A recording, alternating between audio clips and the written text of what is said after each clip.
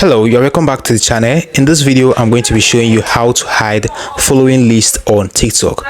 So if you want to hide the people that you are following on TikTok, you don't want people to know the people that you are following on TikTok, then this video is actually for you.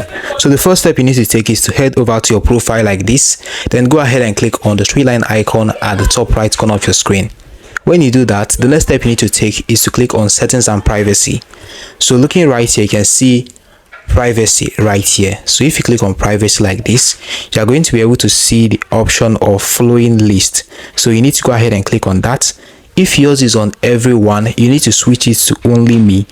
So once you do this, you've been able to hide your following list on TikTok. People won't be able to see the people that you are following on TikTok anymore. Alright, we've come to the very end of this video. Now like this video, subscribe and hit notification bell for more helpful tips like this. See you in the next one.